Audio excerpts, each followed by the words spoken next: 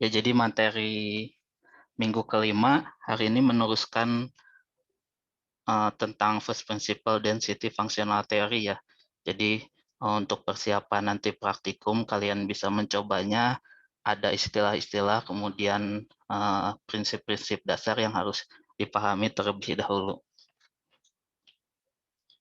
Nah, kemudian yang minggu kemarin sudah dibahas mengenai pendekatan-pendekatan dan juga simplikasi dari perhitungan density functional theory ya. Yang intinya adalah dia menyelesaikan persamaan dari Schrödinger untuk mencari ground state energinya. Jadi energi dalam keadaan standar atau energi yang paling rendahnya ya.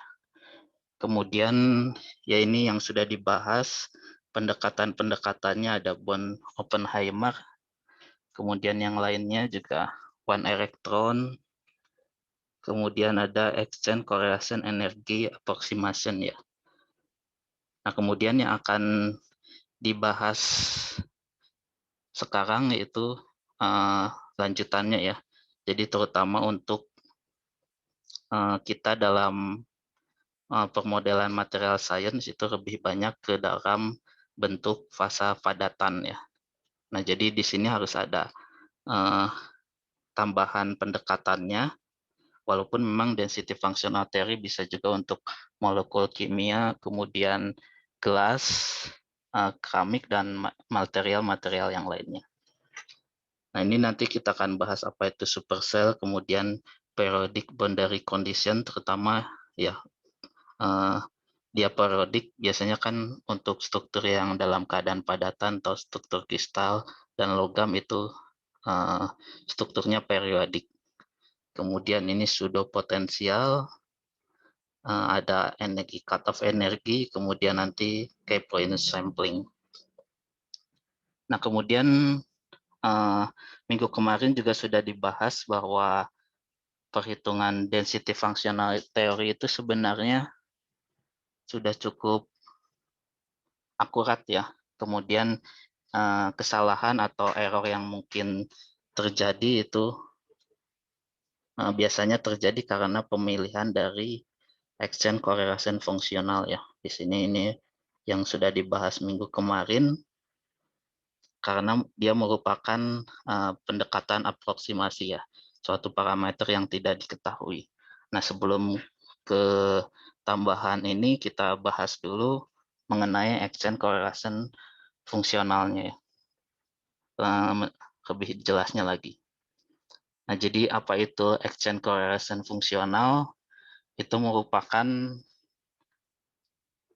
energi sisa remaining atau juga merupakan parameter yang tidak diketahui yang selain dari non-interacting kinetik dan juga elektrostatiknya ya. Jadi minggu kemarin juga sudah dijelaskan penyelesaiannya merupakan penyelesaian persamaan Schrödinger-nya itu diselesaikan dengan pendekatan dari Kuhn dan Sam ya.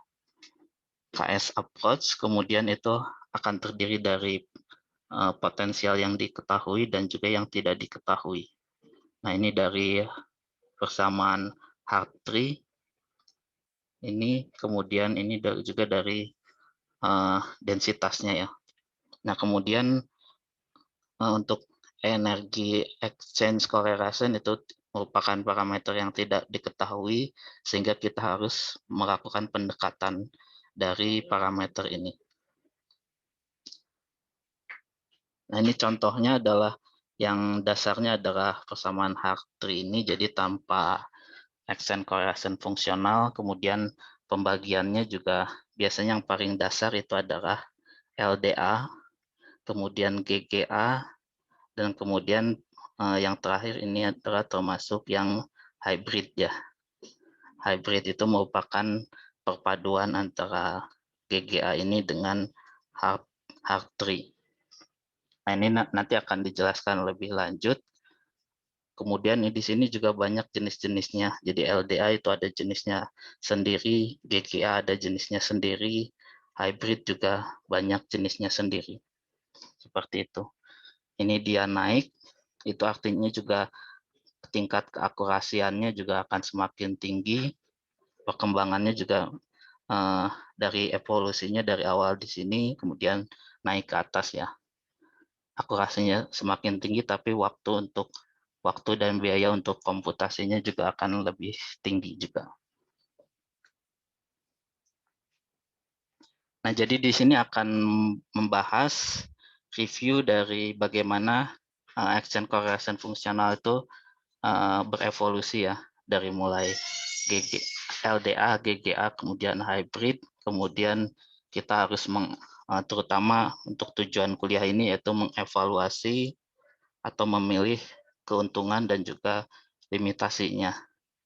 Kemudian kita harus menggunakannya secara cerdas di dalam kalkulasi kita ya. Jadi keperluannya seperti apa, apakah kita perlu sangat detail atau sangat akurat sehingga nanti waktunya akan menjadi lebih lama atau bagaimana. Atau kita bisa hanya menggunakan action correlation fungsional yang lebih sederhana. Nah, kemudian semakin lama atau dengan perkembangannya teori dari density functional theory juga banyak fungsi-fungsi action correlation yang ditemukan ya, lebih dari 100. Kemudian ya akurasinya berbeda-beda, kemudian biaya untuk komputasinya juga berbeda-beda. Nah, yang terbaginya ya walaupun banyak tapi terbaginya menjadi 3 yaitu LDA, GGA, dan juga hybrid. Nah, kemudian kita bahas dulu yang LDA ya, yaitu Local Density Approximation. Jadi di sini kita melihatnya dari electron density yang bervariasi itu, kita melihatnya secara lokal ya, dari secara overall, tapi kita bisa melihatnya sama dengan saat kita melihatnya secara lokal. Jadi di sini misalkan ilustrasinya adalah suatu gambar ya, suatu gambar dengan perbedaan ya. Ini misalkan gambar ini electron density-nya berbeda-beda ya, atau warnanya, derajat warnanya itu berbeda-beda. Nah, kita bisa melakukan pendekatannya secara lokal ya. Misalkan bagian sini itu seperti apa gradien warnanya atau electron density-nya, kemudian di bagian yang ini juga seperti apa. Jadi densitas elektronnya dia akan berbeda-beda. Nah, jadi di sini kita bandingkan ini yang aktualnya ya. Aktualnya berarti gambaran keseluruhan secara aktual yang sebenarnya. Kemudian ini saat kita aproksimasi dengan LDA atau GGA juga sama. Karena GGA juga bisa secara lokal. Seperti ini, kemudian ini adalah referensinya ya. Referensi warnanya kira-kira sama, gradiennya dari sini, elektron density-nya atau uniform elektronnya yang ini seperti ini. Jadi di mana tempat-tempatnya itu dilihatnya secara lokal. Nah, jadi itu apa dasarnya atau ilustrasinya. Kemudian dari kompleks sistem itu ya kita dari yang untuk menghitung kompleks sistemnya itu kita menghitung energinya itu dengan dijumlahkan ya, sum up equal total exchange correlation energinya. Nah, itu adalah yang untuk LGA, jadi kita melihatnya secara lokal untuk melihat gambaran secara keseluruhannya. Nah, ini adalah secara praktikalnya ya. Jadi secara praktikalnya ada keunggulan dan juga ada kerugiannya. Nah, yang jelas LDA itu merupakan yang paling sederhana dan juga yang paling awal dikembangkan. Nah, jadi di sini LDA itu bisa menghitung secara tepat ya untuk menghitung charge density ini. Bisa juga untuk yang simple metal misalkan tanpa ada paduan-paduan yang lainnya, jadi unsur murni itu sangat bagus ya, sangat tepat terutama untuk menghitung charge density-nya nanti. Jadi tidak jika simple metal kan nanti variasi dari chance density-nya itu tidak terlalu banyak. Nah, kemudian untuk perhitungan-perhitungan yang lainnya ada sedikit kekurangannya ya dibandingkan dengan exchange correlation fungsional yang lain. Jadi misalkan di sini saat kita menghitung lattice parameternya dia lebih rendah atau tidak terlalu tepat ya. Di sini biasanya lebih rendah dari lattice parameter dengan perhitungan fungsi yang lain. Kemudian lebih tinggi untuk kohesif energinya dan juga ya lattice parameter nanti berhubungannya juga dengan bab modulusnya. Nah, kemudian di situ juga ya ini contoh-contohnya ya diperhatikan saja nanti ya jika ingin menghitung untuk LDA ya sebenarnya harus diperbandingkan juga dengan eksperimennya juga.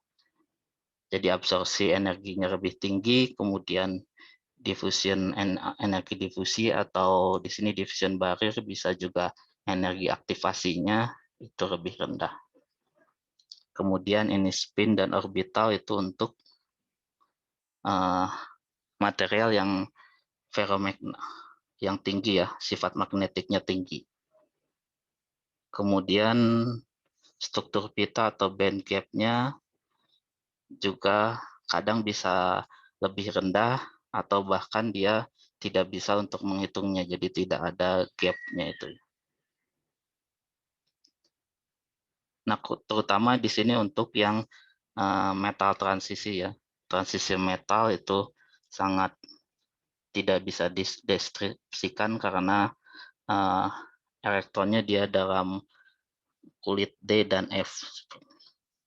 Nah, ini juga biasanya transisi metal, kemudian untuk yang ferromagnetic atau juga yang non-spin anti-ferromagnetic itu juga kurang akurat dengan menggunakan LDA. Jadi ini biasanya digunakan untuk yang standar saja ya, yang lebih sederhana, terutama untuk yang logam. Ya, jadi di sini juga pembahasannya sudah tertentu ya, sudah tertentu langsung ke pembahasan mengenai fasa padatan.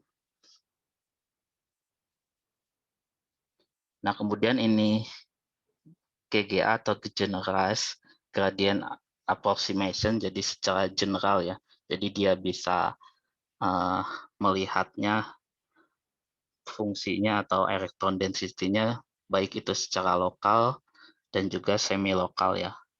Artinya dia sama juga, jadi merupakan pengembangan dari LDA tadi, tapi dia juga bisa lebih akurat di posisi atau posisi elektron density yang lebih jauh ya. Jadi ini misalkan ini adalah daerah yang LDA, dia akurat di sini secara lokal ya, posisinya berdekatan, tapi untuk GGA itu dia bisa secara lokal dan juga secara semi lokal ya, di sini. Nah, ini pendekatan dari GGA-nya, kemudian ini yang aktualnya, misalkan aktual density-nya, elektron density-nya terhadap jarak ya. Kadang dia terjadi naik turun ya. Jadi ada pergerakan dari atomnya, kemudian pasti elektron density-nya juga kadang naik, dia kadang turun seperti itu. Nah, ini ya ini skematiknya. Kemudian ya dia GGA itu seharusnya lebih mempunyai hasil yang lebih bagus dibandingkan GGA karena ada parameter tambahannya itu ya. Jadi dia bisa secara lokal dan semi lokal. Nah, di sini memang tidak akan dijelaskan rumus-rumusnya ya. Jadi penjelasannya hanya secara ilustrasinya saja. Nah, kemudian ini juga bentuk-bentuk dari GGA ya. Jadi dikelompokkannya berdasarkan tadi apa yang bisa dihitungnya, kemudian nanti fungsinya itu yang sebenarnya digunakan adalah yang ini ya. Jadi misalkan yang digunakan exchange correlation fungsionalnya adalah PW91 itu dari penemunya Perdue dan Wang tahun 1992 ya. Nah, ini merupakan contoh dari GGA secara sistem cara kelompoknya. Kemudian ada juga PBE dari Purdue tahun 96. Nah, jadi ya ini uh, bisa jadi merupakan pengembangan dari sini, kemudian dikembangkan lagi menjadi PBE seperti itu. Tapi nantinya memang masih ada ya, artinya pengembangan itu nanti tingkat keakurasiannya akan semakin tinggi, tapi waktu untuk komputasinya juga akan menjadi semakin lebih lama. Nah, kemudian ini yang paling populer ya, yang digunakan untuk GGA. Sebenarnya ada juga yang lain, jadi PW91, kemudian yang paling terbaru adalah PBE yang sering digunakan, biasanya PBE juga. Nah, jadi ini keunggulan dan juga kerugian dari PW91, yaitu dia sangat populer, aplikasinya juga sangat banyak ya, wide range application terutama di dalam material science, akurasinya, kemudian aplikasinya juga secara general itu relatif bagus. Kemudian tapi ada tendensi juga terutama saat dia high dan low electron density-nya ya. Jadi saat densitas elektronnya tinggi ataupun terlalu rendah, itu ada tendensi adanya perbedaan. Kemudian yang PBE itu ya pengembangan dari PW91, dan itu memang yang sekarang itu di material science merupakan yang paling banyak digunakan ya, sering digunakan. Nah, ini juga dibandingkan ini sudah diperbaiki di sini. Keunggulannya dia selain dia akurat juga dia akan efisien secara komputasinya ya. Jadi tidak memerlukan waktu yang lama, lalu juga tidak memerlukan kemampuan komputer yang lebih tinggi. Nah, kemudian ini perbedaan atau perbandingannya ya antara yang sudah dilakukan. Jadi karena GGA dan juga PBE merupakan yang paling sering digunakan, di sini kita bisa melihat perbedaan hasilnya dengan eksperimental ya. Ini adalah untuk lattice konstannya, ini untuk kalkulasi secara PBE-nya, kemudian ini eksperimentalnya. Ini untuk bug modulusnya. Jadi terlihat ya pastinya ini lattice konstan biasanya berkorelasi dengan bug modulusnya. Jadi jika lattice konstannya sudah hampir sama, bug modulusnya juga biasanya akan relatif lebih sama. Nah, ini perbedaannya ya, di sini AL itu bisa dikatakan akurat untuk memodifikasi aluminium, baik itu secara lattice kontan maupun bug modulus. Nah, untuk unsur-unsur yang lain ya harus dibandingkan juga. Seperti misalkan AG di sini itu nilainya relatif lebih tidak sama ya dengan percobaan. Nah, untuk perbandingannya ya bisa dilihat atau dibandingkan selisih antara eksperimen dengan percobaan itu seperti apa.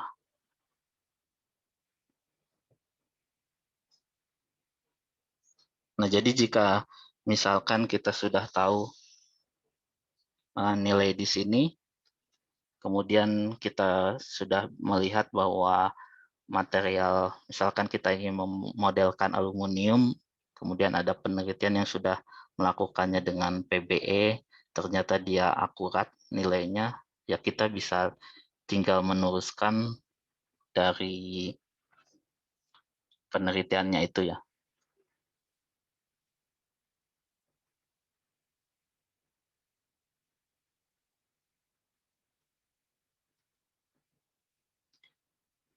Lalu kemudian di sini ada ya PBA ini adalah exchange correlation-nya. Kemudian VAW itu adalah nanti ini akan dibahas ya. Jadi selain exchange correlation nanti akan dipilih juga pseudo potensialnya PP. Pseudo potensialnya ya. Nah, itu yang paling sering digunakan juga pseudo potensialnya adalah PAW. Nah, kemudian PBE juga sebenarnya ada pengembangannya tersendiri ya.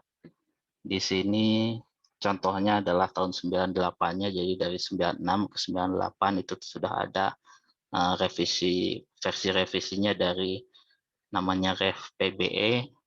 Ya ini pengembangannya untuk keperluan tertentu ya, misalkan hidrogen bondingnya. Jadi untuk misalkan ada pengaruh hidrogen di sana di dalam struktur kristal kita, kemudian ya dia akurasinya menjadi lebih baik tanpa adanya pertambahan biaya untuk komputasinya ya. Dan kemudian setelah itu ada RPBE juga. Nah, ini juga mengurangi nilai memperbaiki exchange correlation yang lainnya. Misalkan dia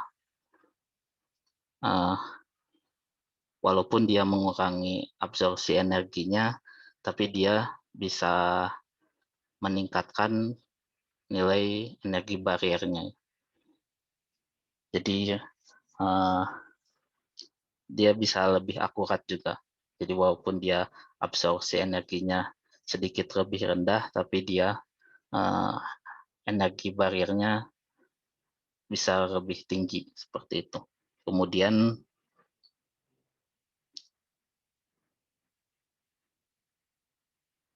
ya ini sebenarnya ada kerugiannya juga yang ini.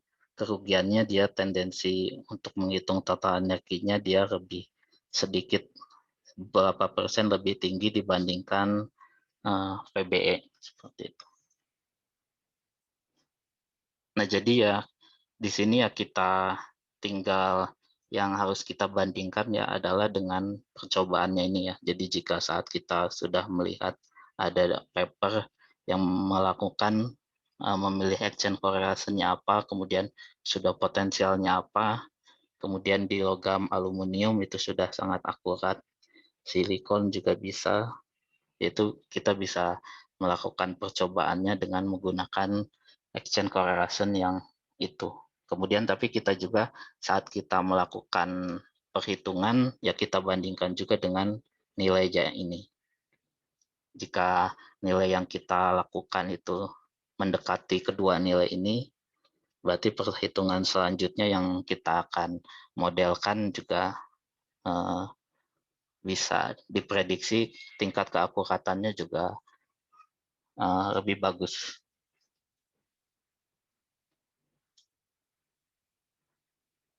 Kemudian ini adalah yang hybrid ya.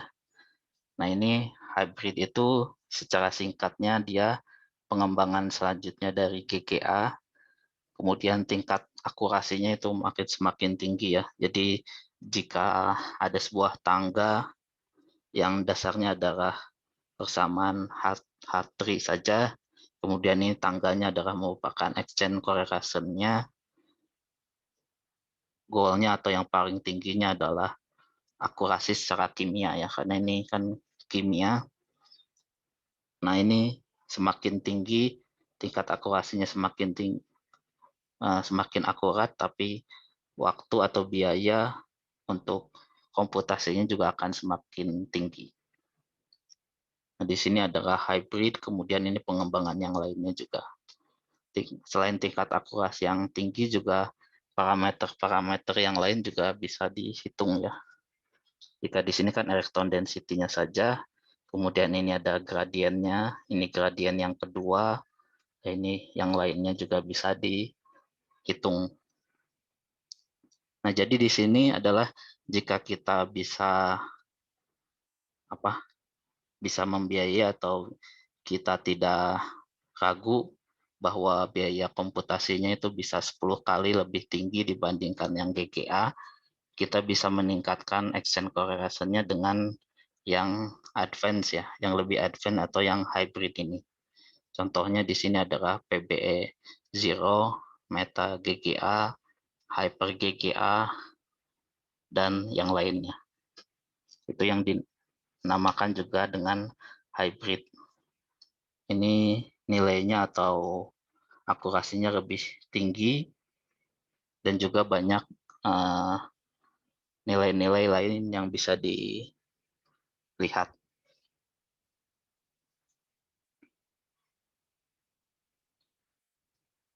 Nah, jadi ini adalah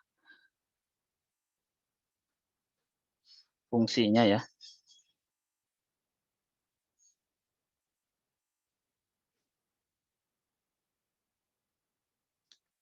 Sebentar ya.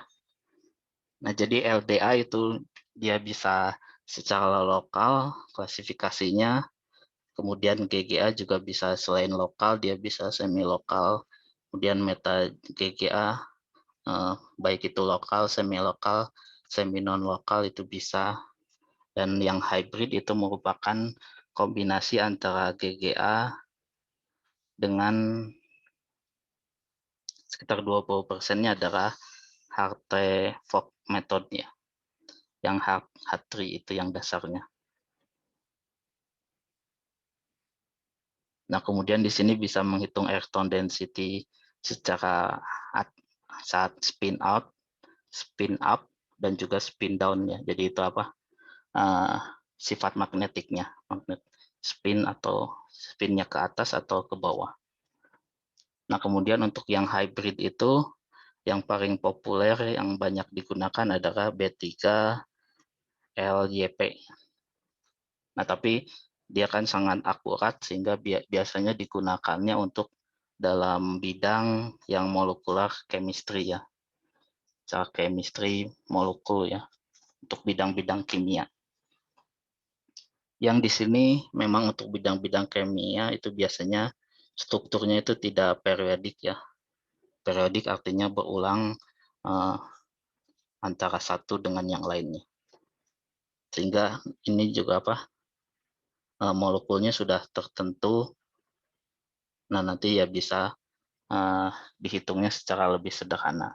Sedangkan jika material kan kita harus menggambarkan real material secara keseluruhannya itu secara besar ya, bukan hanya secara atom saja.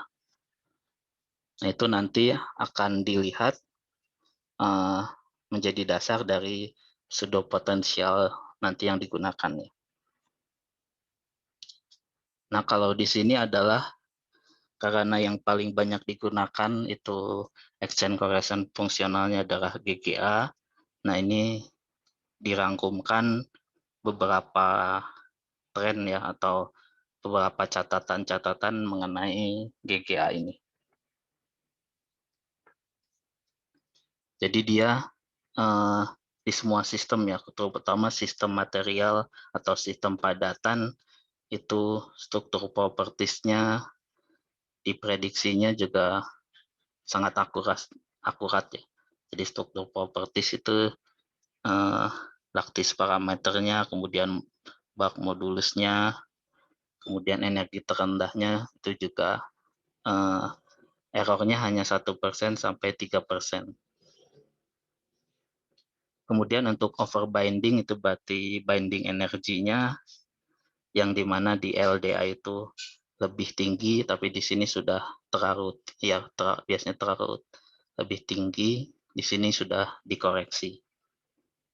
Kemudian lattice konstannya dan koefisien energinya dan lainnya juga sudah diimprove.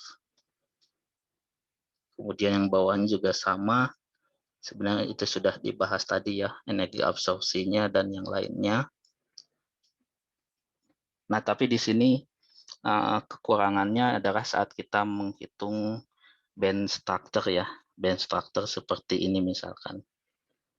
Ini adalah band structure atau struktur pitanya itu, nanti ya yang akan dilihat memang eh, sifat-sifat elektronik atau properties yang lainnya magnetisnya ya.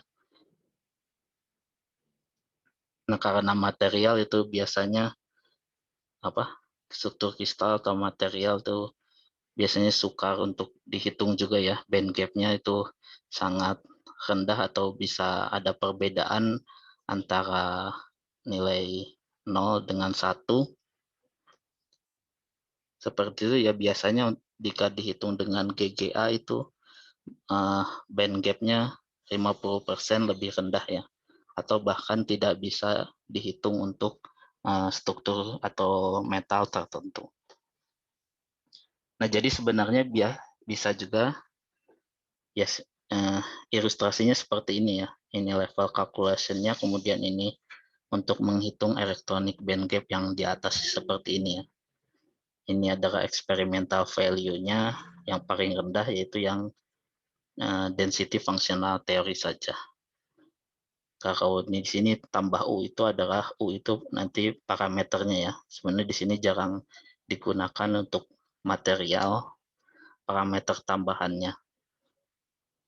Kemudian yang atas hybridnya saja. Nah, jadi untuk contoh kasus misalkan tidak bisa dihitung gap-nya, band gap-nya, itu bisa juga kita menghitungnya dengan LDA ya, yang paling dasar. Jadi bisa saja kita menghitung untuk eh, parameter yang lain untuk band structure itu menggunakan LDA, tapi untuk menghitung energi dan yang lainnya itu menggunakan GGA. Jadi jika tidak bisa dihitung dengan GGA, digunakan dulu yang standarnya, yaitu yang LDA dulu, apakah bisa atau tidak. Itu secara praktikalnya ya. Kemudian ini setelah tadi ya exchange correlation fungsional, ini adalah langkah-langkah selanjutnya yang akan nanti dibahas, tapi sebelumnya mungkin jika ada pertanyaan silahkan saja ya, langsung dipotong atau melalui chat juga bisa. Jika tidak ada mungkin saya lanjutkan saja ya, karena sebenarnya ini ya penjelasannya secara deskriptif ya, dan juga nanti ada praktikalnya juga. Nah, jadi intinya di sini kita ingin memodelkan ya sesuatu padatan atau material dalam bentuknya ya padatan ya, terutama, walaupun tadi sudah dijelaskan juga bahwa DFT ini bisa memodelkan uh, struktur keramik, molekul, kemudian gelas. Nah, ini yang akan dibahas ini untuk material padatan atau logam. Nah, jadi yang pertama itu kita menggunakan pendekatan yang namanya pseudopotensial. Itu tujuannya adalah untuk mengeliminasi jumlah elektron yang banyak dari kalkulasi ya. Jadi walaupun kita sudah melakukan pendekatan-pendekatan secara dari untuk menyelesaikan persamaan Schrödinger dengan adanya dengan menghilangkan spin, kemudian menghilangkan nukleusnya, tapi jumlah elektronnya juga kan masih banyak ya, terutama unsur-unsur yang jumlah elektronnya banyak. Jadi dengan pseudopotensial ini kita bisa mengeliminasi jumlah elektron yang banyak itu di dalam kalkulasinya. Kemudian dengan menggunakan periodic boundary condition dan juga supercell, kita juga bisa memodelkan real material ini ya. Real material yang sangat besar, itu menjadi hanya dihitungnya adalah merupakan small number of atom. Jadi hanya satu struktur kristal saja, atau beberapa jumlah atom saja ya. Jadi dengan adanya periodic boundary condition itu artinya kan strukturnya itu berulang secara periodik. Misalkan dia struktur kristalnya FCC seperti ini, yang kita hitung adalah bagian ininya saja.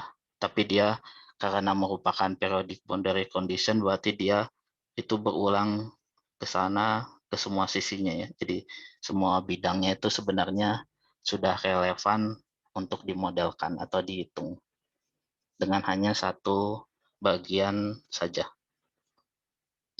Nah, kemudian dari situ kita ubah dulu ya. Ubah lagi atau dari sudah kecil ini kita kurangi lagi sistemnya, itu bisa juga dengan mengurangi ukuran sistemnya itu dengan Brillouin John dan juga key point ya. Jadi hanya beberapa partnya saja dan juga beberapa titiknya saja nanti yang kita hitung. Jadi dari sini dikurangi lagi menjadi yang lebih sederhana. Nah, kemudian untuk pengurangannya sudah sampai sini, tapi di sini ada tambahan energi cut off, kemudian smearingnya itu untuk mengurangi kalkulasinya nanti ya. Jadi kalkulasinya kita bisa kurangi sehingga tidak terlalu banyak.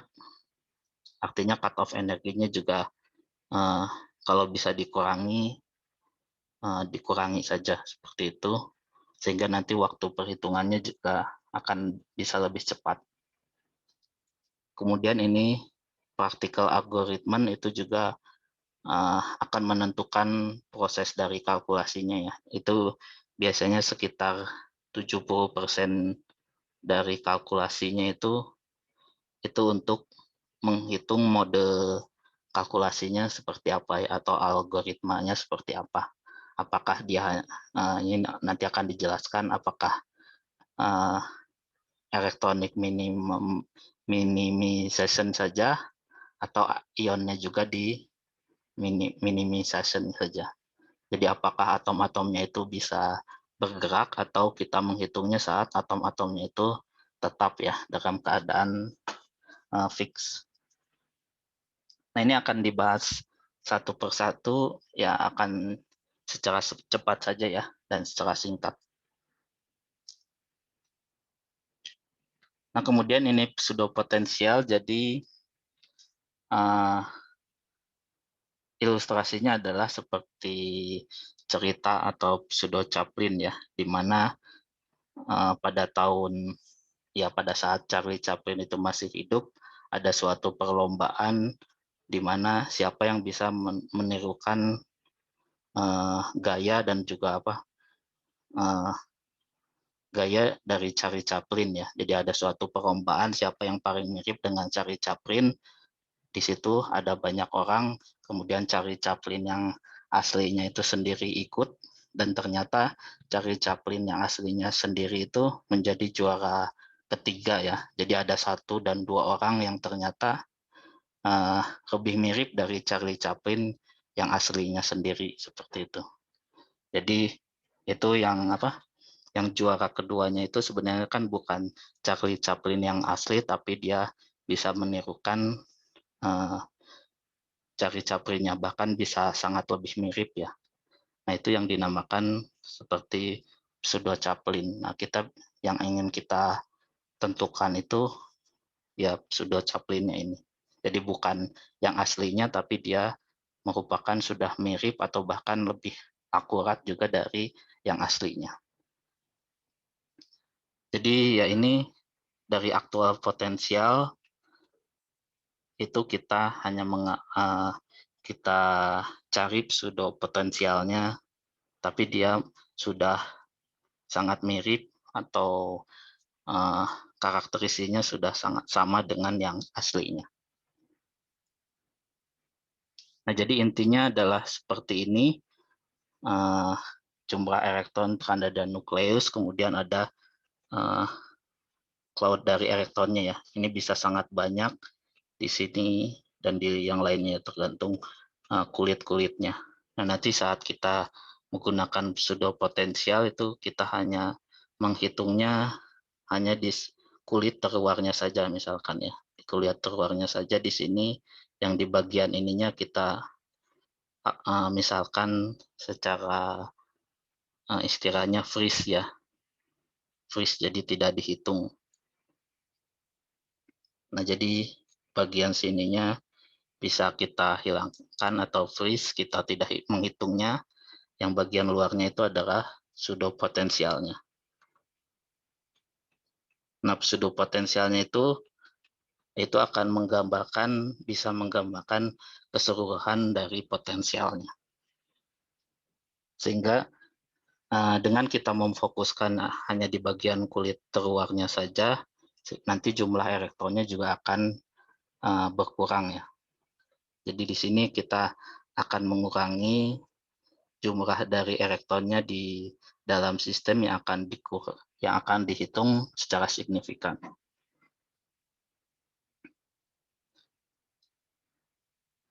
Nah, jadi saat kita menghitungnya kita remove ya atau menghilangkan core-nya itu nukleus plus ini nukleusnya plus yang di bagian sininya itu kita hilangkan, yang kita hitungnya adalah di bagian luarnya sini saja. Ini yang namanya ini namanya aproksimasinya frozen core approximation. Ini contohnya adalah untuk karbon ya. Jadi plus 6, kemudian di sini minus 2, ini minus 4. Kita freeze yang bagian ini, yang ini yaitu plus 4-nya, jadi kita menghitung jumlah elektronnya hanya 4 elektron. Nah, tapi untuk kasus ini asalnya kan 6 ya. Asalnya 6, terus kita hanya menghitung 4 per 6 kan hanya sedikit ya. Hanya berkurangnya hanya 1/3-nya saja. Itu untuk contoh karbon, tapi untuk contoh yang lain misalkan yang periodik tabelnya lebih bawah, lebih tinggi elektronnya, itu akan sangat signifikan pengurangannya. Contohnya adalah platinum ini, kita hanya menghitungnya 10 valensi elektronnya saja ya, yaitu di kulit terluarnya di D9 dan juga di 1. Totalnya adalah, walaupun sebenarnya totalnya adalah 78 elektron. Jadi di sini kita memfreeze-nya bagian sininya. Sehingga yang dihitungnya hanya 10 valensi elektron. Semakin tinggi lagi ya pasti pengurangannya itu bisa semakin besar. Nah, itu adalah inti dari pseudo potensial. Nah, kemudian ini adalah potensialnya ya.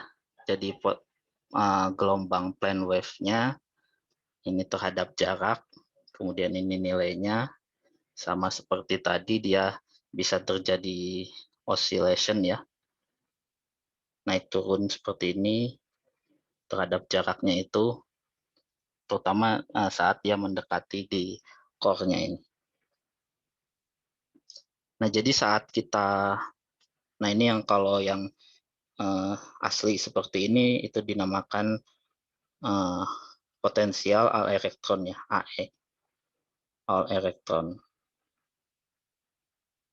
Nah, kemudian saat kita melakukan pseudo potensialnya, kita hanya melihatnya di bagian luarnya itu yang secara akurat, yang di bagian sininya kita tidak menghitung adanya gelombang-gelombang seperti ini ya. Karena jika kita menghitung semuanya ada gelombang-gelombangnya seperti ini, nah itu akan sangat sulit dilakukan atau kalkulasinya juga sangat rumitnya. Sehingga kita bisa menyederhanakannya, jadi kurvanya itu tanpa adanya node-nya ya. Node di sini sebenarnya kan dia tidak terlalu diperlukan. Yang pentingnya adalah di bagian sininya. Jadi pseudonya ini sudah merepresentasikan dari plane wave dari all elektronnya. Nah, kemudian ya ini nanti akan ada jenis-jenis dari pseudo potensialnya ya. Pseudo potensial approximation-nya itu yang seperti apa. Nah, kemudian ada 3 jenis pseudo potensialnya, yaitu non-conserving, kemudian ultra soft, dan juga ini PAW tadi ya, yang paling sering digunakan. Nah, kemudian ya ini penjelasan secara singkatnya saja ya. Jadi tidak akan dibahas rumus-rumusnya juga.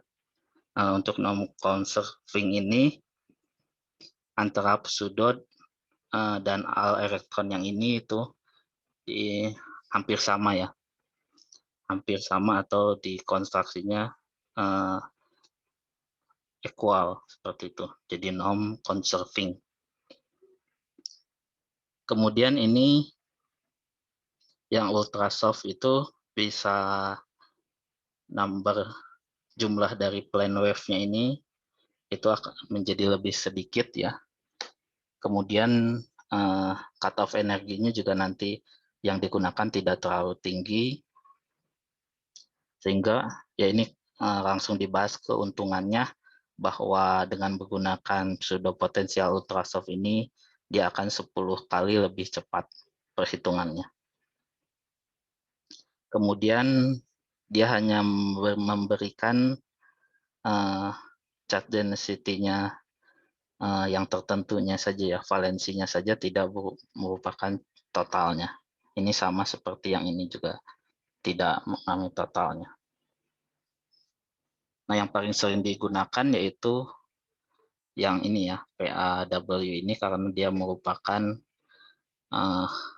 ini, projected augmented wave pseudo potensial. Jadi ini yang sebenarnya yang ilustrasi di sini. Jadi yang asalnya plane wave elektronnya seperti ini digunakan frozen core, jadi hanya bagian terluarnya saja menjadi seperti ini. Tapi dia menghasilkan keakuratan yang tinggi juga ya. Jadi as accurate as the all electron full potential. Kemudian selain itu juga ini yang terpentingnya yaitu komputasinya juga tidak terlalu tinggi effortnya ya. Nah, jadi itu untuk pseudo potensial ya. Jadi mengurangi jumlah elektronnya itu menjadi lebih sedikit, tapi dia bisa menggambarkan keseluruhan elektronnya. Nah, ini tujuannya yang tadi untuk mengurangi ukuran dari sistem yang akan dikalkulasinya ya. Jadi di sini sistem yang akan dikalkulasinya itu akan dikurangi lebih lanjut, kemudian ditransfer ke kisi berkebalikan atau reciprocal lattice dengan menggunakan Brillouin-John dan juga K-point ya. Nah, ini adalah ilustrasinya seperti ini. Jadi ini suatu bak material ya, jadi padatan, kemudian ini yang sangat besar dalam bak atau matriks. Kemudian kita bisa menghitungnya atau mereduksinya menjadi beberapa supersel saja, jadi beberapa unit sel. Ini gambarnya secara 2 dimensi ya, jadi ini unit selnya, kemudian dia sebenarnya ada banyak sel-selnya sehingga disebut supersel. Jadi konstruksi dari supersel, kemudian dia sebenarnya dia terus-menerus ya, infinity, jadi tidak terbatas dengan periodic boundary condition-nya. Jadi walaupun kita menghitungnya hanya bagian sini saja ya, ini hanya bagian sini saja, tapi ini sebenarnya kan dia terus berulang, terus periodic boundary itu berarti dia berulang, bagian ini akan sama lagi, diulang lagi ke kiri, kanan, dan ke semua arah. Nah, jadi dari sini, misalkan hanya bagian sininya saja, itu dengan periodic boundary condition, dengan membuat superselnya. Tapi ini masih dalam real laktis ya, jadi kisi laktis yang sebenarnya. Nah, kita bisa menguranginya lagi dari supercell-nya itu dengan ukurannya itu dengan cara mengkonversinya itu ke dalam laktis yang berkebalikan ya. Ini nanti akan dibahas kira-kira ini sudah dikonversi ke dalam laktis yang berkebalikan ya, sehingga ini bukan A1 dan A2 lagi tapi B1 dan B2. Itu dengan cara first Brillouin-John. Nah, jadi dari sini kita kurangi lagi ukurannya menjadi seperti ini. Yang first Brillouin-John itu hanya di bagian sininya saja, jadi hanya diperkecil lagi ukurannya.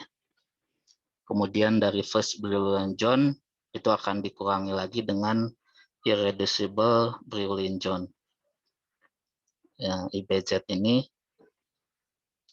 sama juga dikurangi tanpa mengurangi representasinya. Jadi walaupun dia berkurang tapi representasi hasilnya juga bisa mewakili.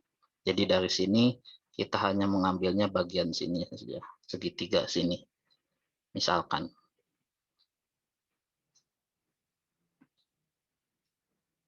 Kemudian dari situ kita bisa dikurangi lagi dengan menambahkan key point sampling ya. Jadi kita melakukan sampling dari bagian sini dengan ada titik-titiknya.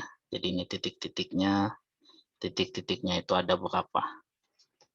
Ilustrasinya seperti itu.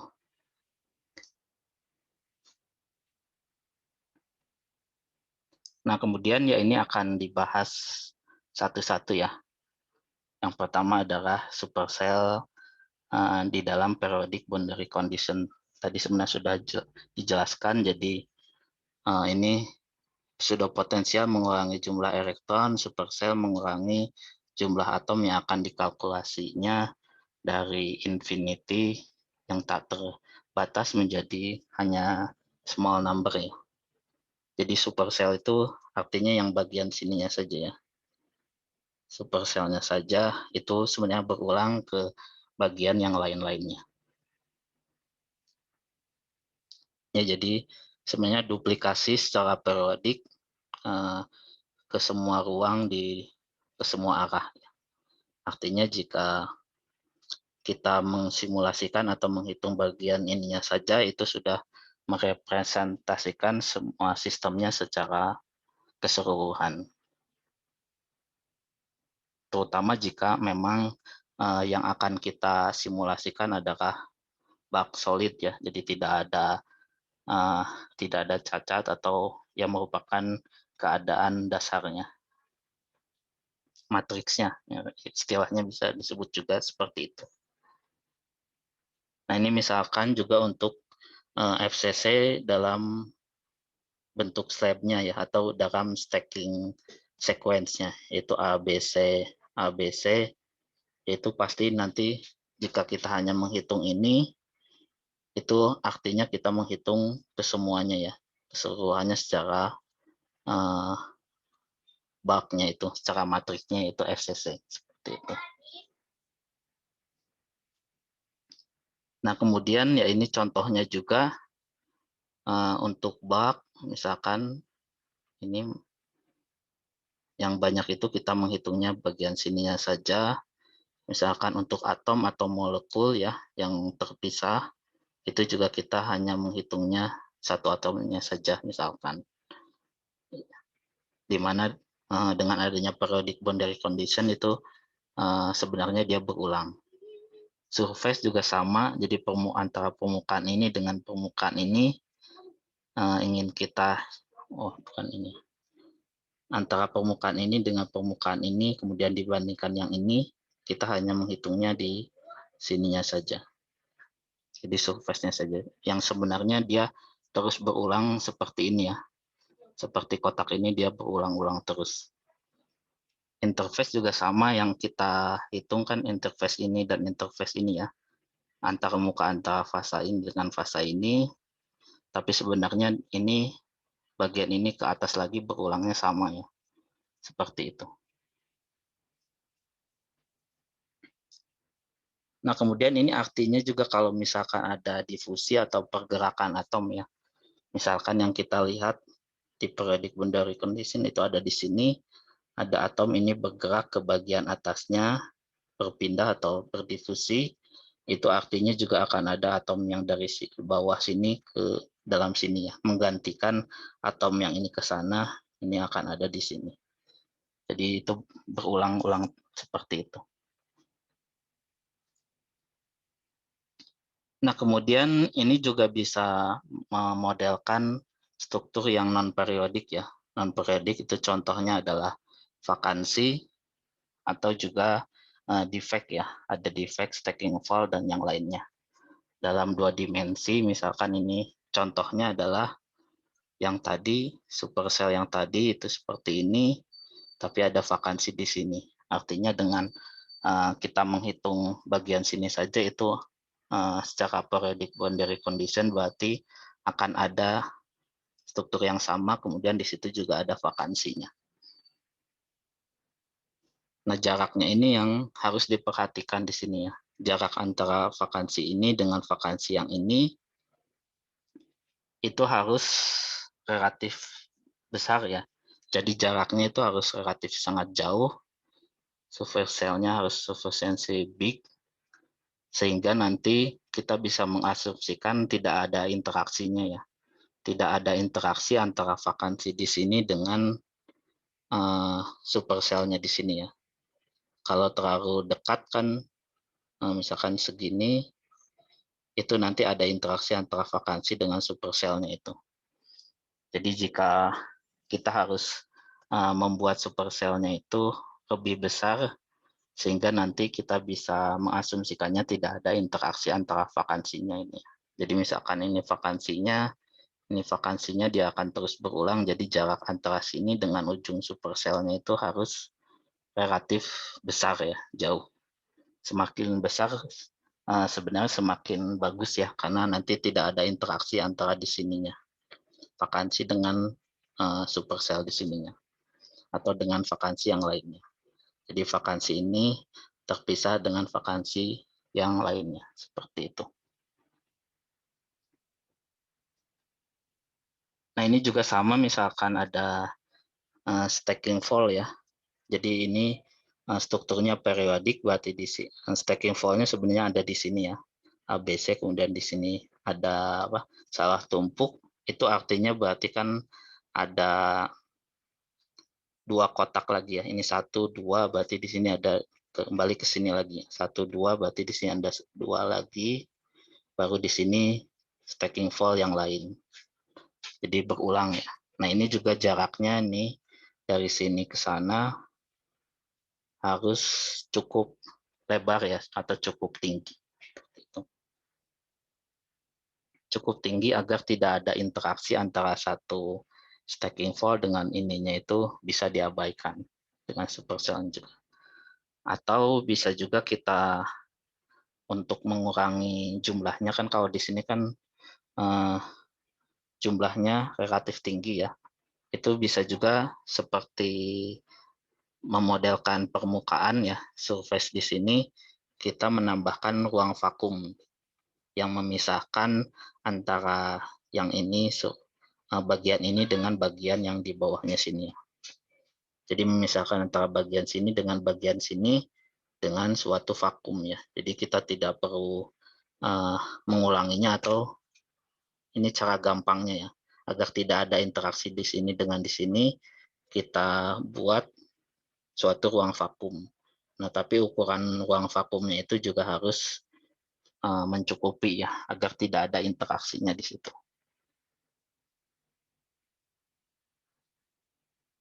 Nanti juga pada saat kalian mengkonstruksi di Burai ya, di softwarenya itu juga waktu itu kan juga sudah ada ya berapa vakumnya. Bisa ditiadakan, tapi itu ada konsekuensinya.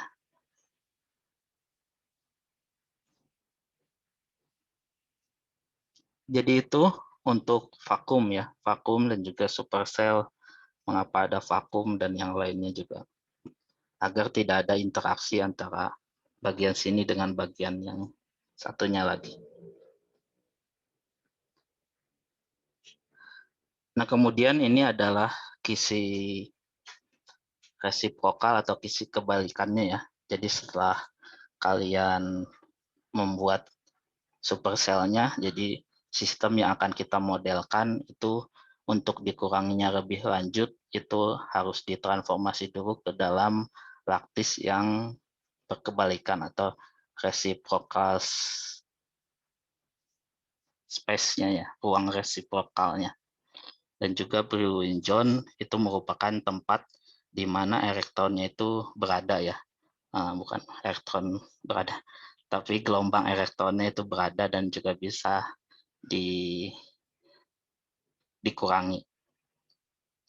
Nah, kemudian intinya di sini perbedaan antara real dan juga yang berkebalikan, real dan resiprokal, itu jika sesuatu yang besar di realnya itu akan menjadi yang kecil di resiprokalnya, jadi kebalikannya. Jadi misalkan ukurannya adalah seperti ini, kecil di real, yang A ini real, kemudian saat kita balik atau kita transformasi ke resiprokal lattice-nya itu akan menjadi yang besar. Kemudian suatu yang besar ukurannya itu akan menjadi kecil di sini. Jadi kebalikannya ya. Di sini ada contoh dari gambarannya ya, gambaran visualnya ada kira-kira ada seperti ini ya. Jadi ini elektronnya, kemudian jika ditampilkan di belakangnya itu akan seperti gelombang-gelombang ya. Nah, jadi ruang di sini itu adalah ruang di sini itu atau di belakangnya itu adalah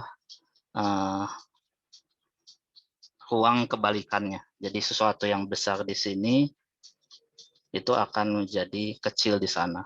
Yang di sini kecil itu di bagian belakangnya itu akan menjadi lebih besar. Ya tentunya nanti ada transformasinya ya. Transformasi dari vektornya itu seperti apa.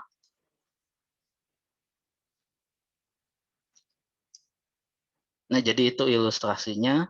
Nanti yang kita kurangi adalah yang di bagian resiprokalnya itu bisa kita kurangi lebih lanjut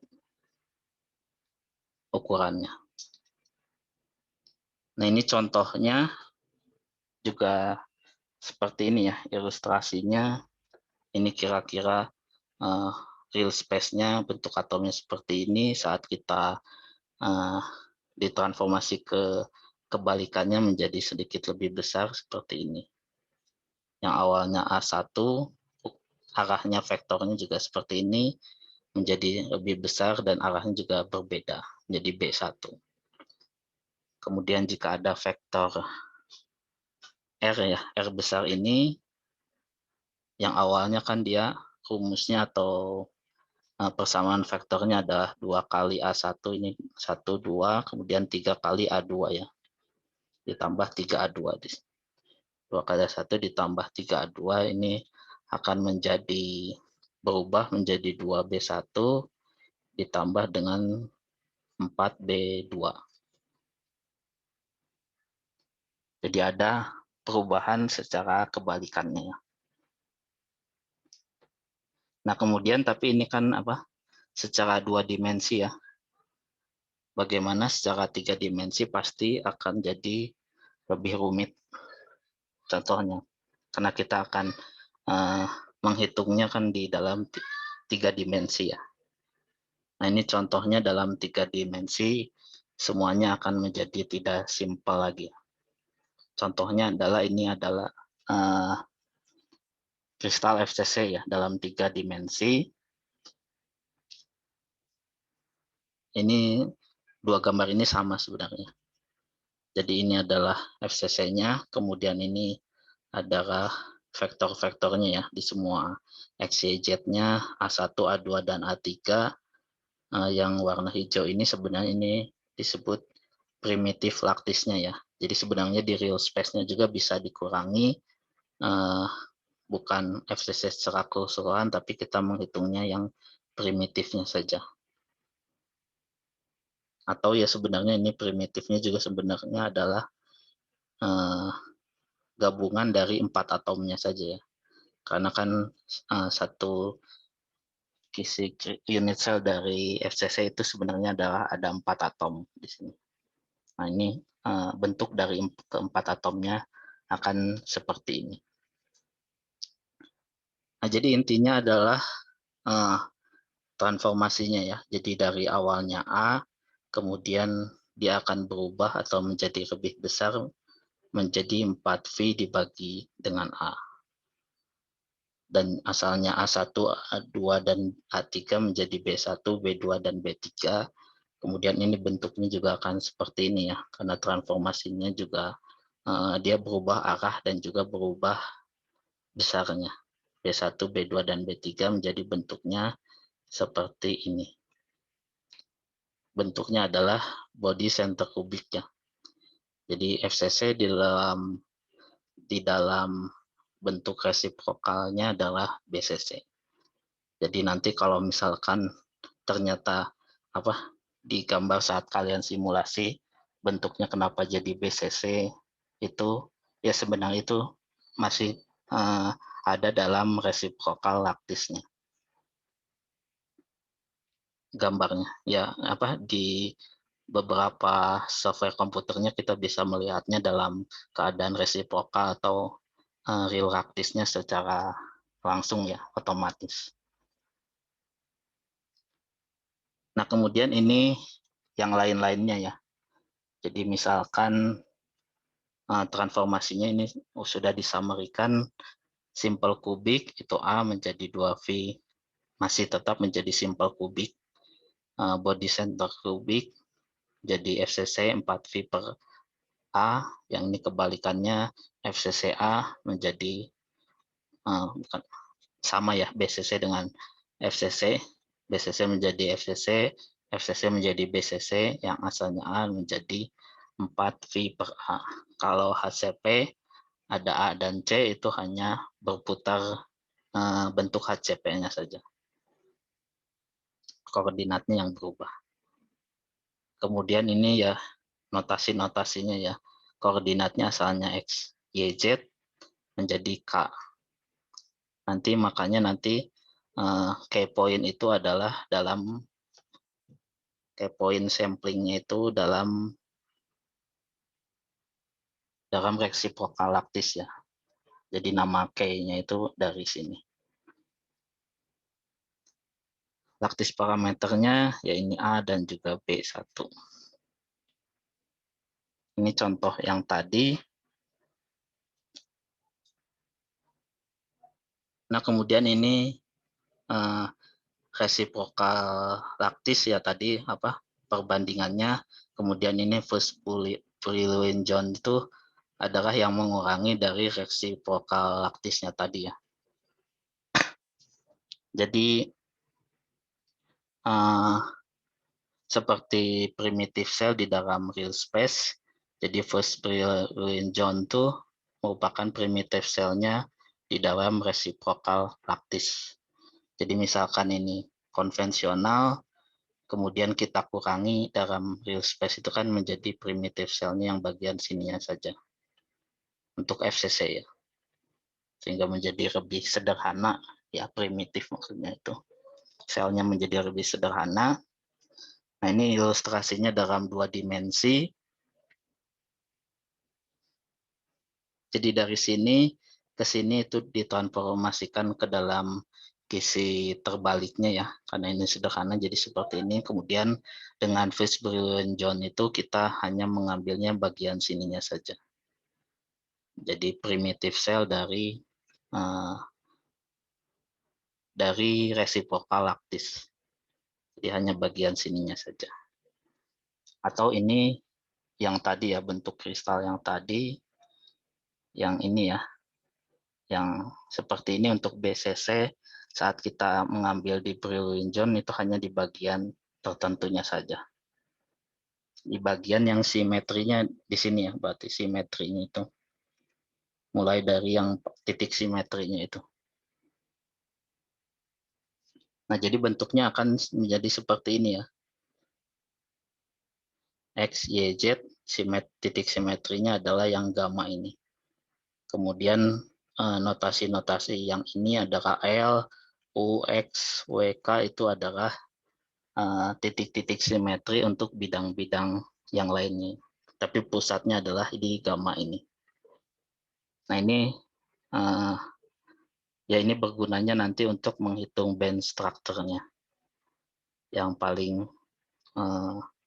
yang harus dilihat untuk BCC penamaannya adalah L, K, W, dan ininya. Itu seperti itu. Nah yang paling diingat ininya saja ya, yaitu titik ini adalah merupakan titik simetri yang utamanya, gamanya ini gamma, penamaannya gamma. Disebutnya adalah high symmetry tadi. Ini ilustrasinya, jadi untuk FCC kita hanya mengambilnya yang bagian sininya saja, Brillouin zone-nya saja. First Brillouin zone-nya saja dari seperti ini. Ini tadi kan sudah berubah menjadi 4V per A, kemudian X, Y, Z-nya sudah menjadi KX, KZ, dan lainnya. Ini adalah yang utamanya. Nah, sebenarnya semuanya juga mempunyai yang ininya. Jadi ini untuk semuanya yaitu center dari Brillouin zone-nya. Yang lain-lainnya ini penamaan untuk simple kubik, ini penamaan untuk FCC, ini penamaan untuk HCP. Ini tempat-tempatnya itu seperti ini. Jadi K itu adalah di tengah antara ujung dua hexagonal face seperti itu.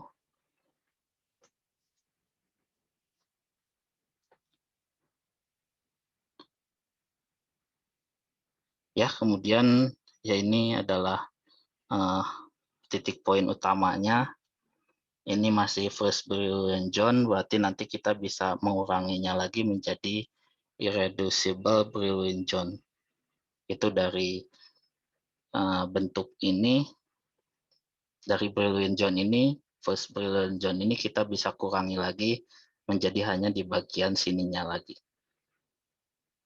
Simetri utamanya ya. Di sini yang bentuk ini adalah yang full Brillouin zone, yang ini adalah irreducible Brillouin zone.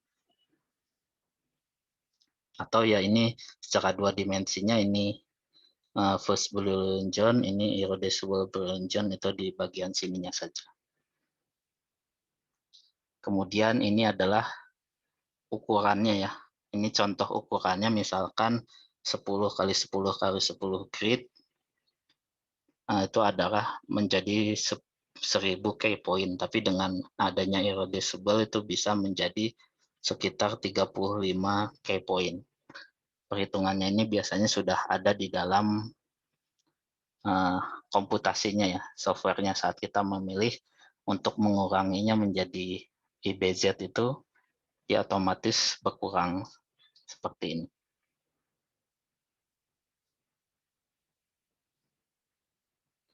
Ya, kemudian setelah kita di sini, kita bisa kurangi lagi atau kita mengambil key point-nya ini ya. Jadi titik-titiknya itu yang akan kita ukur itu seperti apa atau akan kita sampling ya. Jadi sama seperti sampling yang lainnya, kita hanya mengambil sedikit dari yang banyak itu, tapi yang sedikitnya itu sudah cukup merepresentasikan yang keseluruhannya ya. Jadi di sini juga sama, saat kita mengambil sampling dari key point-nya tadi, titik-titik di dalam isi yang berkebalikannya itu ada dua syarat yang harus dipenuhi, yaitu sedikit mungkin yang ya harus sedikit mungkin yang diambil ya, samplingnya harus sedikit mungkin sehingga dia akan mengurangi waktu kalkulasinya. Kemudian selain itu juga harus cukup ya, walaupun sedikit tapi sudah cukup merepresentasikan keseluruhannya. Nah ini contohnya minggu kemarin juga sudah dibahas. Jadi untuk konvergensi itu biasanya dibandingkan ukuran-ukuran key point-nya ya. Key point-nya ini misalkan untuk large system dengan beberapa ratus atom, itu key point-nya ya IBZ-nya sudah sangat kecil, key point-nya hanya beberapa saja ya. Jadi misalkan di sini adalah contohnya 3 kali 3 kali 3, kemudian 6 kali 6 kali 6, 9, 12, 15, dan 30, 30, 30 ya. Jadi ukurannya bisa ditingkatkan, tapi saat kita melakukan konvergensi, kita hitung energinya ya. Energinya ternyata dari sini ke sini itu relatif perubahannya tidak terlalu signifikan ya. Jadi di sini saja ini sudah mencapai ground state-nya, energi terendahnya. Jadi dari sini kita bisa hanya menggunakannya key point yang 3 kali 3 kali 3. Jadi lebih rendah, sangat rendah. 3 kali 3 3 itu sudah cukup. Nah, kemudian untuk contoh yang lain, misalkan dalam super slab atau bentuknya slab ya. Slab itu sama seperti slab di baja, berarti ukurannya memanjang ke satu arah tertentu. Misalkan di arah Z direction yang tegak lurus dari permukaannya. Ini contohnya untuk yang tumpukan dari FCC ya. Biasanya kan tumpukannya yang dilihat ya. Sehingga dari sini yang dipanjangkan itu adalah ukuran dari Z-nya itu. Ukuran ke atasnya ya. Ini misalkan A, B, atau X, Y, kemudian yang ini Z-nya. Z-nya itu yang dipanjangkan. Nah, kemudian untuk key point-nya itu sama seperti tadi, karena kan dia kebalikan ya. Kebalikan ini yang ukurannya paling besar, itu yang arah Z, itu akan menjadi sangat kecil ya. Sangat kecil sehingga menjadi satu saja, bisa seperti itu. Jadi pengalinya atau bisa single key point ya untuk ke arah Z-nya itu. Satu kali. Yang lainnya ini yang divariasikan yang sama. 8 kali 8, karena kan hanya satu ya, ini bisa saat dikisi terbaliknya itu menjadi yang sesuatu yang besar. Seperti itu. Jadi biasanya untuk yang seperti ini ya memang 3 kali 3 kali 1 key point-nya 6 atau lanjutnya ya, kali 1. Atau kalaupun bisa ininya 2 seperti itu. Tapi biasanya kali 1 juga sudah single key point di arah Z direction juga sudah cukup. Ya, jadi ini perbedaan yang bentuknya memanjang ke atas, key point-nya seperti ini. Untuk yang bak seperti ini, satu kristal itu semuanya sama ya. Seperti itu. Sebidang. Nah, kemudian ini adalah jenis-jenis key point yang dipilih ya, metodenya. Metodenya ada 2, jadi singkat saja yang akan dipilih yaitu Monco-Spec ini dan juga gamma point. Yang sering digunakan adalah Monco-Spec method. Jadi space-nya evenly ya. Jadi contoh yang tadi yang di atas itu biasanya yang Monco-Spec ya. Artinya yang ada grid-nya 4 kali 4 kali 4 itu berarti Monco-Spec. Atau 7 kali 7 kali 1 itu juga sama. Yang ada pengali 3 kali itu berarti dia Monco-Spec. Ini totalnya adalah 64 key point, tapi sebenarnya dia hanya 10 key point. Itu untuk apa ya? Ya untuk perhitungannya, pemplotannya. Nah, kemudian ini yang paling sering digunakan memang yang ini, tapi bisa juga kita kurangi karena mungkin kita hanya ingin menghitungnya secara kasar ya. Kita juga bisa dikurangi lagi ukuran key point-nya menjadi yang ini, yang gamma point. Gamma point ini kan apa? Yang merupakan simetrinya ya, simetri dari Brillouin zone-nya tadi. Jadi kita hanya mengukurnya di satu poin itu saja. di yang high symmetry-nya saja.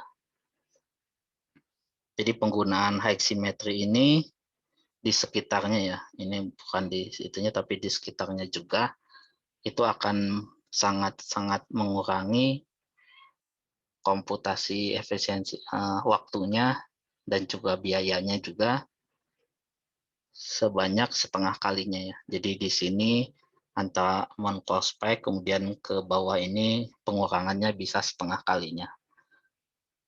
Nah, tapi ya pasti tingkat keakuratannya juga akan berkurang. Nah, tapi untuk ini juga populer ya, jadi banyak digunakan juga terutama untuk hanya kita menghitungnya secara masif atau banyak sekali kalkulasinya, kemudian pengukurannya juga secara kasar ya. Jadi untuk mereduksi dulu jumlah perhitungan-perhitungannya menjadi lebih kecil. Nanti setelah jumlah yang akan dihitungnya menjadi lebih kecil, kita bisa meningkatkan tingkat keakurasiannya. Nah, kemudian ini sedikit lagi saja ya, energi cut off itu juga sama, itu juga bisa mengurangi efisien waktu yang diperlukan atau kebutuhan kalkulasinya atau komputasinya. Nah, jadi intinya adalah pada saat kita menghitung atau elektron itu kan dia akan menempati level yang paling tinggi ya. Tapi karena di sini kita ingin menghitungnya adalah energi yang paling rendah, yang lebih penting, sehingga kita bisa menghitungnya itu dengan memotong energinya ya, energi yang diperlukan uh, untuk elektron menempati tempatnya itu kita potong saja karena kita ingin yang di paling rendah nilainya. Nah, tapi dia harus memotongnya di limit yang mana seperti itu. Nah, caranya ya kita harus memotongnya itu di nilai yang cukup tinggi ya, cukup tinggi dan juga dia sudah akurat. Artinya ya kita harus melakukan konvergensi seperti kayak poin tadi ya. Jadi kita coba di ikat yang rendah, kemudian secara bertahap kita naikkan cut off-nya. Kemudian kita hitung energinya, jadi seperti ini ya. Awalnya 150, ini masih tinggi, kemudian 180 turun drastis, 240 kita naikkan ikatnya, dia turun seperti ini, kemudian 300. Nah, saat 300 ke 360 itu ternyata perbedaan energinya tidak terlalu signifikan ya, sehingga kita bisa kemudian di sini juga sudah konvergen. Jadi kita bisa mengurangi jumlah cut off energinya ya. Jadi tidak perlu sampai yang ini, kalau sampai 600 elektron volt ya, itu kan nanti waktu kalkulasinya semakin tinggi. Nah, jadi kita potong nilainya hanya ke misalkan 240 saja ya. Di sini kan ini sudah cukup rendah dan juga konvergen ya, atau perbedaan antara ini dengan ini juga ada batas minimum yang harus dipenuhi juga. Yang di sini juga sama, di bagian sini saja, ini di bagian sini saja. Jadi rata-rata memang cut off energinya tidak terlalu tinggi juga ya, sekitar 300 dan 400 seperti itu.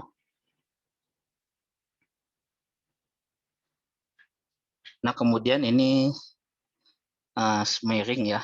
Jadi ini berdasarkan sifat metal yang dimana dia saat dia okupasinya atau band structure-nya tadi ya, dia akan berubahnya sangat drastis.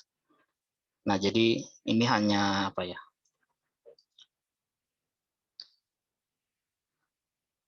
ini hanya hal yang harus diperhatikan ya, terutama saat kita memodelkan logam, smearing itu harus diperhatikan juga nilai-nilainya. Jadi kita harus memiris smearingnya, dia tidak boleh terlalu besar karena nanti jika terlalu besar, total energinya jadi tidak akan salah ya, atau tidak tidak akurat, tapi jika terlalu terlalu kecil juga dia akan, waktu yang diperlukan atau juga akan lebih lama ya, karena key point-nya nanti akan menjadi lebih banyak, fine lebih fine. Nah, ini langsung ke praktikalnya saja. Sebenarnya ada 4 smearing method: Gaussian, tetrahedron, Fermi, dan ini main vessel Paxton. Ini biasa digunakan untuk transition metal dan rare earth. Kemudian yang paling sering digunakan yang metodenya yang ini. Nah, ya ini kan untuk menentukan ini seperti ini. Jika terlalu jika susah atau tidak punya waktu untuk memvariasikan nilainya, ya kita bisa langsung melihatnya di paper-paper itu, dia nilai smearingnya berapa atau metodenya berapa. Jadi sebenarnya ini bisa langsung kita lihat saja nilainya dari paper itu berapa yang standarnya, seperti itu ya. Nah, kemudian ini tambahan lagi ya. Jadi setelah ada beberapa yang kita harus pilih, yaitu exchange correlation, kemudian pseudo potensial, kemudian ini basisnya sebenarnya dari softwarenya, kemudian ada key point dan lain-lainnya ya. Misalkan kita memilihnya PBE, kemudian PAW, PAW, dan ini, kemudian key point-nya sudah kita tentukan, energi cut-off-nya sudah kita tentukan. Ada satu lagi yang terakhir, yaitu algoritmanya ya. Algoritma untuk menghitung ground state energinya. Yaitu yang tadi ada electronic minimization dan juga ionic minimization. Jadi optimasi elektronik dan optimasi ionik. Nah, kemudian ya ini perhitungan atau algoritma ini, dua opsi ini itu menentukan 70% dari waktu komputasinya. Nah, intinya ada dua ya. Electronic minimization itu adalah ground state elektron saat posisi atomnya tidak berubah. Jadi kita menghitung total energi saat atomnya itu dia fix ya. Jadi walaupun kan sebenarnya atom-atom itu bergerak, untuk mencari keadaan stabil itu kan sebenarnya bergerak, terus kita hitung posisi-posisinya. Nah, saat kita stabil itu berapa. Tapi di sini untuk algoritma atau tipe perhitungan electronic minimization itu posisi atomnya dia tidak berubah. Nah, ini saat kita menghitung convergence SCF ya, self confidence field-nya itu juga sama, itu adalah maksudnya adalah dalam keadaan statik ya. Jadi posisi atomnya itu tidak berubah.